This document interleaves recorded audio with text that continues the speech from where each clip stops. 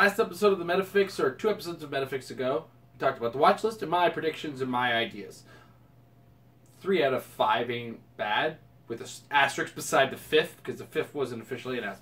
Anyway, let's talk about how the watch list turned out and how it's going to affect the metagame in the future. And, sorry, I kind of went off the side there. So the first major fix had to do with the Joker. Now, a few people were contentious about my ideas for the Joker. I get that, because my idea shifted the point value, and that never happens. But to me, it seemed like the most logical thing. That said, they made the Joker a little bit closer to his point value by adding a little bit of inconsistency to him.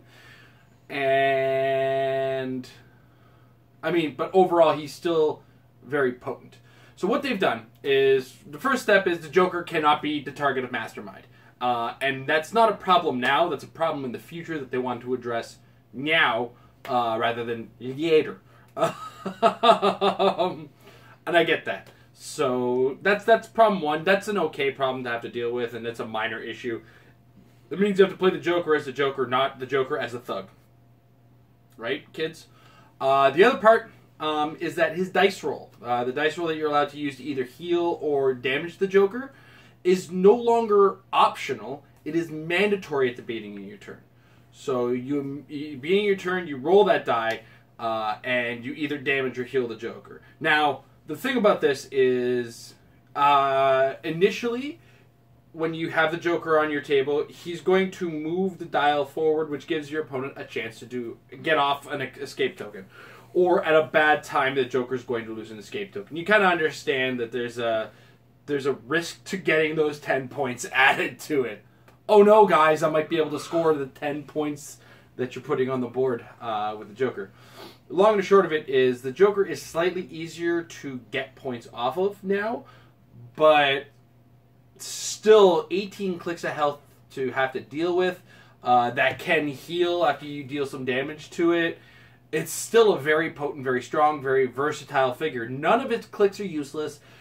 It's still going to see some play, just not in the way we saw it.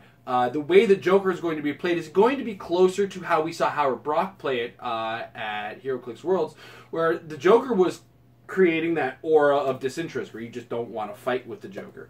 And occasionally he's going to be outwitting you, other times he's going to be ranged combat experting you, other times he's going to be blaze claws banging you.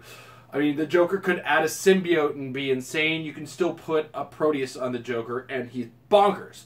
Long story short, the Joker is still strong.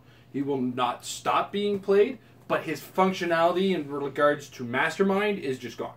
That's really the crux of it. And his reliability is completely out the window. You cannot rely on holding on to a single click on him at all. Agreeable? I still think he's undercosted, but I can agree with what the change they made. One thing I'm going to point out, we'll point out at the end. The next figure we're going to talk about is the boxing ring. Hey, guess what, guys? I was right. They didn't change it. The boxing ring remains as expected. The only difference they're adding is they're clarifying the fact that you cannot occupy and not occupy the boxing ring anymore. You can't have a Colossal kind of sitting on the edge of the boxing ring anymore. They just wanted that gone. It cleans up things, streamlines its effectiveness. It's still exactly as effective as previous. It still does run the risk of allowing your opponents to close combat you at a better effectiveness. But a lot of people were trying to use a trick of half in, half out with Colossals so that you were always getting that bonus in some way, shape, or form. Just gone. It's gone. Now you have to be in it or you're out of it. That's the only change, and that's just a kind of a clarification, if anything. The next one, the big one, the Unimind. And it's actually not as big as you think. The change to the Unimind itself is that his Perplex can only give a +2 or -2 to a character with the Eternals keyword. Not so bad, right? What this means is he can bump himself up still. The mirror match works exactly as the same as we expect him now. But now he's no longer making 14 attack, 5 damage Hawkeyes. Right? That's just not happening anymore. Instead, I mean, sorry, 14 attack, 4 damage Hawkeyes, for those of you who are going to correct me, and I stop typing. Long and the short of it is, oh, and as well, you can only pick the Unimind's power at the beginning of his turn. You no longer pick it when he's damaged, and you no longer pick it on your opponent's turn. For one, picking on your opponent's turn really disrupted the flow of the game. It's a little silly, right? The other thing is that taking damage, again, disrupted the flow of the game, and it was a little too powerful, potent, flexible on that matter. So overall, the Unimind changes themselves. If you actually look at it at face value, the Unimind is still strong. He's still super potent. He's still tricky to kill with that stop click.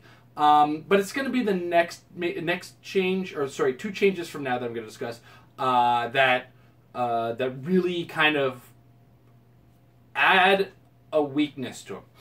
So, long and the short of it is, Unimind himself is very much similar to the way he worked before. It's just that when you're using your Perplex and you want that +2 or -2, it has to be an Eternal that you're targeting. At the same time, you're still able to use Perplex 3 times to target a call-in if that's how you're using them. +3 Perplex, still not weak, guys. don't know if you heard that. But here's something that happened. They changed Jakeem Thunder. Jakeem Thunder wasn't on the list. I'm not allowed to get boned on this one. But basically what they've done is, in the list of things that you can't give 2 of, they've added shape change to the list of powers from Jakeem Thunder. So when you choose a defense power, you can't choose shape change. If you choose shape change, you can't choose hypersonic. You know, shape change was getting picked a lot, and there's a reason for that. It's a defensive, non-defensive power, if you catch my meaning. It's a defense power, but it's not on the defense slot. That's going to be a distinction that's going to be out the window in a second. Don't worry about that.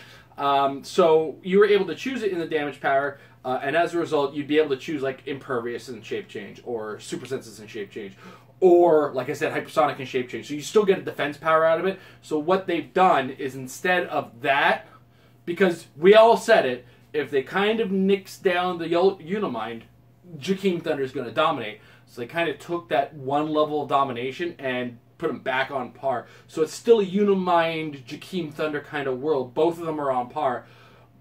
But here's where things get a little bit different. They added a rules change. Hey, Amber, what was that rules change I suggested that they put in? I got it. So now, what they've done is they've added a clarification or a rules change overall. I like to call it a clarification, but it's actually a change to a rule in the rule book. When a power references a defense power, if the power you have is a defense power, it's gone. It doesn't matter what slot it's in. So if you have a special defense power, that's part of it. If you have Super Senses coming from your damage power, guess what? Super Senses is gone, because Super Senses is defense power. And this kind of cleans things up, because I can't tell you how frequently I see a newer player or a less experienced player. It happens 9 times out of 10 when I'm playing locally, that a guy goes, okay, I shoot with my green arrow, and I hit, and you can't use defense powers. That's cool. I still chose Invincible with a pick a power character. Like, but no, it's not in defense slot. I no longer have to get to turn to them and say, right? It's now a defense power is a defense power, attack power is attack power, a move power is a move power, damage power is a damage power. So any power that says you can't use that type of power, those types of powers are gone. Plain and simple. Doesn't matter what slot they're coming from. Defense powers are gone. Attack powers are gone. Damage powers are gone. Just remember, Super Shape Change is still a damage power. It's just a defensive damage power. And what this does now is, this is where we go back to Jakeem Thunder and Unimind. They're not safe from Green Arrow anymore. That's just not a safety they have, a safety bubble they have anymore. They can't just choose that power and count on Green Arrow to not count on Green Arrow not being able to get through them. Now, that said, those 2 characters don't instantly die to Green Arrow, because in the grander scheme of the game, the Unimind didn't die to Green Arrow for a number of reasons. The first of which was his Invincible against the Green Arrow would reduce the damage, because you couldn't stop it at the time. Other factors included Nighthawk Prime. Nighthawk Prime wasn't allowing you to increase damage stats, right? But you can't put a Nighthawk Prime with a Jakeem Thunder. Well, you could put a Peace Machine with a Jakeem Thunder, and now your damage is limited. You're no longer getting... the Green Arrow is a threat, a major threat until the next rotation when we kind of lose World's Finest and a lot of the no dials on the back of cards characters. But without having to panic yet, because after that era... the Green Arrow is now got to be played on board because his ID card is gone. The Unimind is weak to Green Arrow, but still has enough room on a team to bring one of these two options in order to bring them to bear. Nighthawk Prime was already used with the Unimind, so you're still safe from the Green Arrow. So don't panic yet, guys. Right now, okay, so overall, if we look at the changes, the changes to the characters that were on the watch list, with the exception, of course, the boxing ring, which had very minimal change. The big thing worth noting is this is, in the history of the watch list, the most conservative set of rules changes for a group of characters that they've errated. Overall, all these characters can still be played, but what they've done is they've taken their unbeatable area out of them, which means they can be damaged, they can be killed. They're still hard to damage, hard to kill, hard to do 1,000 things to. You just have to, you still have to put the work in, and you're not being given these characters on a silver platter. So if you are playing Unimind, you have to now start considering things like Nighthawk Prime or Peace Machine. If you are playing Jakeem Thunder, make really good friends with a Peace Machine, because Green Arrows are gunning for you. What has ended up happening is that these pick powers are no longer... They've lost that last bubble of protection that they had from a lot of things. Jakeem Thunder was already not really protected from Outwit unless you really chose Stealth. Unimind was only protected from Outwit so long as he's not using his Uber Perplexes. So, grand scale, these characters are... and the Joker is still a thick-dialed, low-point utility figure that's just really unreliable as to where he's going to be. But we've got that unreliability in Ironheart as well, and both have seen play. The Joker's not gone. The Joker's just not on every team that I play against now. And I feel like there's a confusion in non-competitive players who watch the show. When I talk about this, in the competitive environment, I've played in 2 different countries, in lots of different cities. I've played this game a lot, and I've seen this Joker a lot. You may not be seeing it because you're not seeing its potential, its possibilities, its usefulness, but I'm seeing it on a lot of teams, and while it's not a direct threat, it is a threat. And there's things that it does. But it's no longer a mastermind tool, and it is no longer reliable on dial. It's probably going to be a little easier to get some of those escape tokens off on. People are going to have to play with it a little bit more carefully or a little bit more intelligently now. The Unimind, it is no longer point click, my opponent's dead. You do have to put more effort into it, and in fact, the most violent game the Unimind has now is the Unimind mirror matchup. So, long and short of it, guys, great changes, WizKids. This is the conservativeness and the Nerf chisel that you use this time, instead of the usual Nerf hammer that gets used. I have to commend them on, because usually when we get these erratas, characters are nerfed into oblivion. And when we say nerf, I mean their sword is taken away and they're given a Nerf bat. That's what we're talking about when we say nerfing. Nerfs are known for soft toys. So, long and the short of it, great job. The figures are all still playable. They're just metered back a little. We can now safely play a game that is more varied, with a lot more options. Some teams might come out a little bit more ahead.